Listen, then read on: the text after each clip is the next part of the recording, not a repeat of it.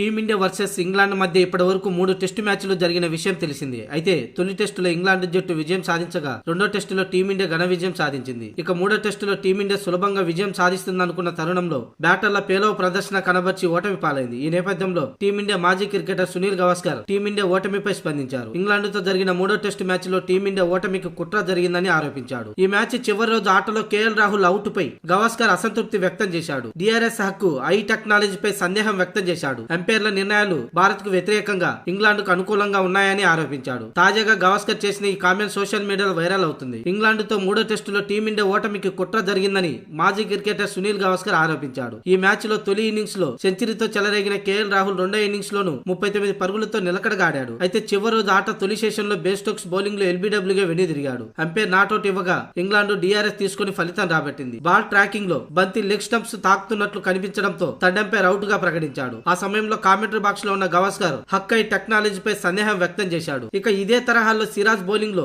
Joe Root వికెట్ల ముందు దొరికిపోతే రిప్లేలో ball tracking లో భిన్నంగా చూపించారు. బంతి లెగ్ స్టెప్స్ తాకిన ఎంపైర్స్ కాల్ గా ఇచ్చారని గుర్తు చేశాడు. కానీ రాహుల్ విషయంలో మాత్రం ఎంపైర్స్ అవుట్ ఇవ్వడం చూస్తుంటే ఏదో కుట్ర జరిగినట్లు అనిపిస్తుందని తెలిపాడు. ఇక్కడ ఆశ్చర్యకరమైన విషయం ఏంటంటే ఇంగ్లాండ్ బౌలర్ల బంతులు బాల్ ట్రాకింగ్ లో బౌన్స్ కావడం లేదు. కానీ భారత బౌలర్ల బంతులు మాత్రమే స్టంప్స్ కంటే ఎక్కువ ఎత్తులో దూసుకెళ్లినట్లు రిప్లేలో కనిపించాయి. ఈ టెక్నాలజీపై నాకు సందేహం కలుగుతుందని గవాస్కర్ పేర్కొన్నాడు.